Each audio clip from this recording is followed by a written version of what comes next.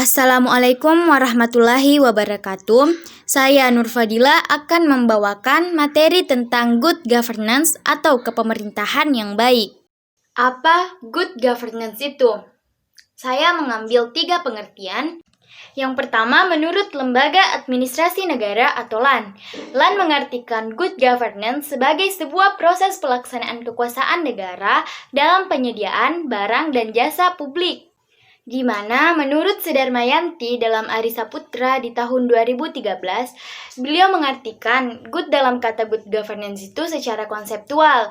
Yang pertama itu, dalam pemahaman pertama, good itu adalah nilai yang menjunjung tinggi keinginan atau kehendak rakyat dan nilai-nilai yang dapat meningkatkan kemampuan rakyat dalam mencapai tujuan.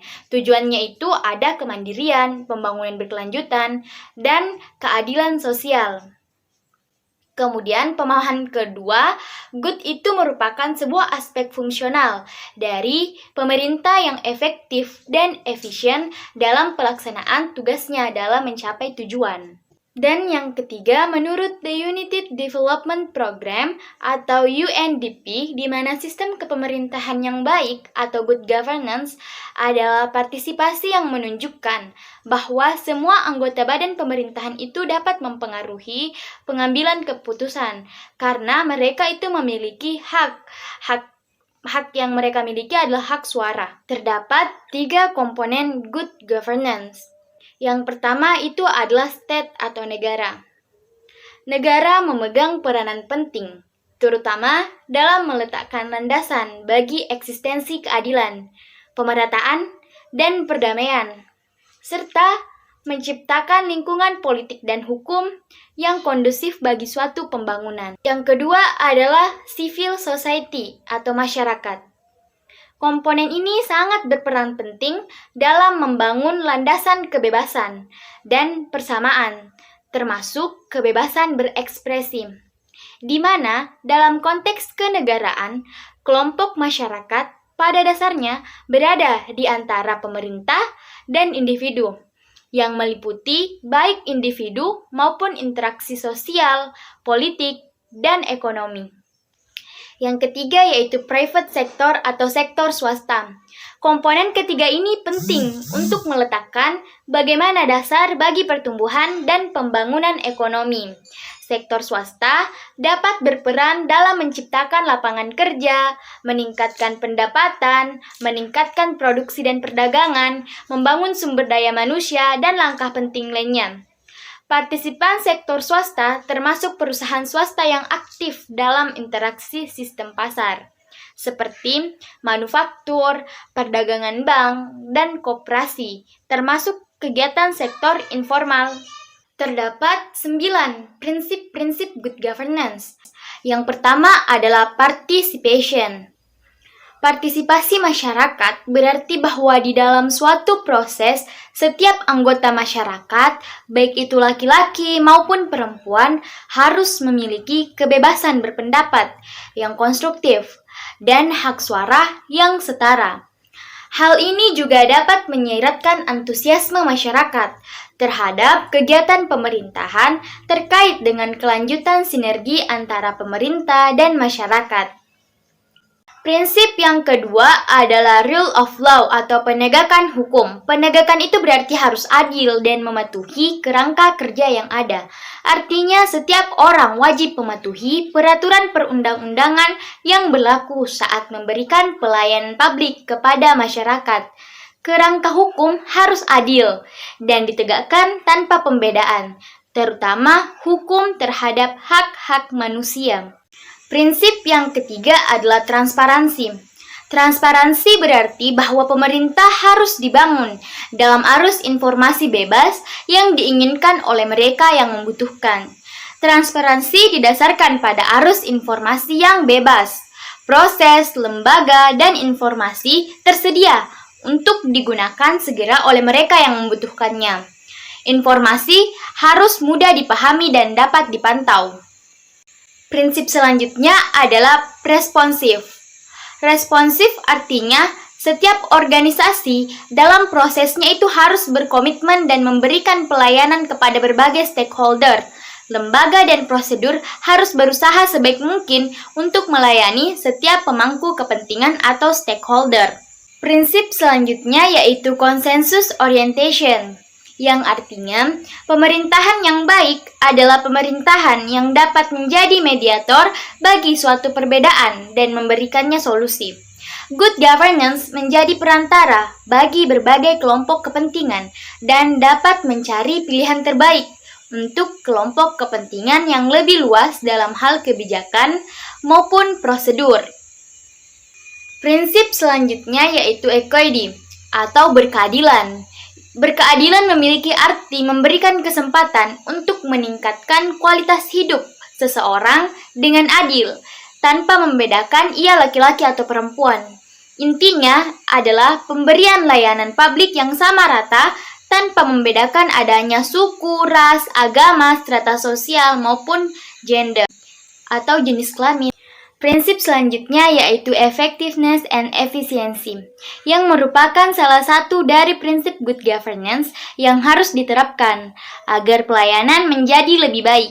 Setiap proses kegiatan dan kelembagaan akan diarahkan dalam upaya menghasilkan sesuatu yang benar-benar dibutuhkan.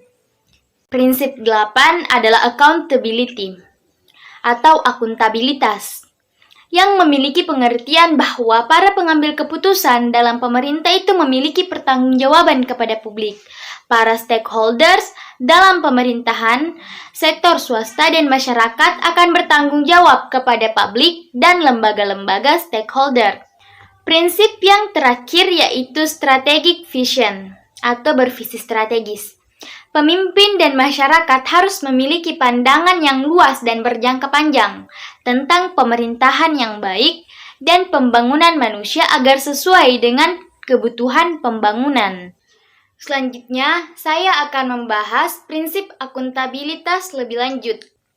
Sistem akuntabilitas adalah tanggung jawab yang menjadi salah satu ciri dari good governance. Seperti yang saya katakan sebelumnya, konsep akuntabilitas di Indonesia bukanlah suatu hal yang baru, di mana hampir semua instansi pemerintah menekankan sistem akuntabilitas ini, terutama dalam menjalankan fungsi administrasi pemerintahan. Akuntabilitas diartikan sebagai wujud kewajiban individu atau instansi pemerintah untuk bertanggung jawab atas pengelolaan sumber daya dan kebijakan yang dipercayakan kepadanya. Pemerintah telah menetapkan kebijakan untuk penerapan sistem pertanggungjawaban yang jelas dan teratur dan efektif yang disebut dengan sistem akuntabilitas kinerja instansi pemerintah atau disingkat SAKIP. Sasaran dari SAKIP ada 4. Yang pertama, menjadikan instansi pemerintah yang akuntabel sehingga dapat beroperasi secara efisien, efektif, dan responsif terhadap aspirasi masyarakat dan lingkungannya. Yang kedua, terwujudnya transparansi instansi pemerintah. Yang ketiga, terwujudnya partisipasi masyarakat dalam pelaksanaan pembangunan nasional. Yang terakhir, terpeliharanya kepercayaan masyarakat kepada pemerintah. Implementasi akuntabilitas di Indonesia telah dilaksanakan secara bertahap dalam lingkungan pemerintahan. Kendati demikian, masih terdapat banyak kendala dalam beberapa sistem akuntabilitas, seperti kesejahteraan pegawai Indonesia karena adanya faktor budaya dan penerapan hukum yang masih sangat lemah. Di dalam pelaksanaan akuntabilitas publik perlu memperhatikan 4 prinsip berikut. Yang pertama, harus memiliki komitmen dari pimpinan dan seluruh staf instansi untuk melakukan pengelolaan pelaksanaan misi agar akuntabel atau dapat dipertanggungjawabkan.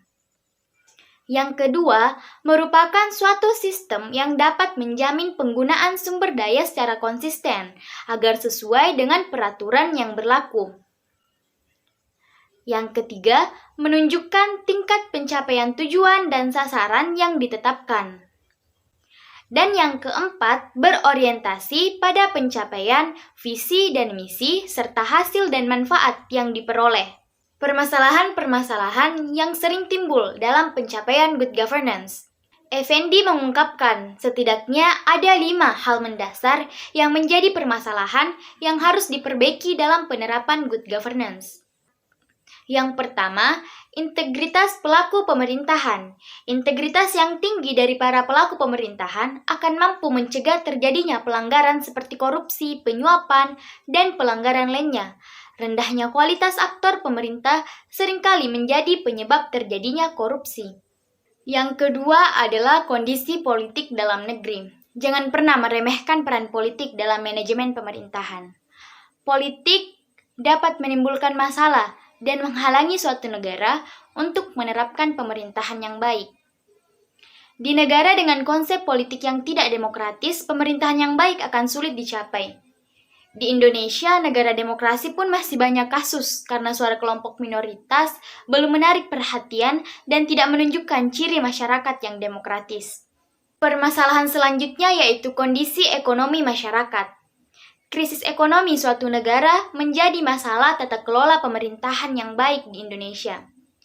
Krisis ekonomi telah menimbulkan banyak masalah sosial di masyarakat, di mana jika tidak segera diatasi, dapat mengganggu kinerja seluruh pemerintahan, seperti yang terjadi di Indonesia, yakni kenaikan harga pangan akibat kebijakan impor dan ekspor yang salah, yang tentunya sangat merugikan rakyat Indonesia.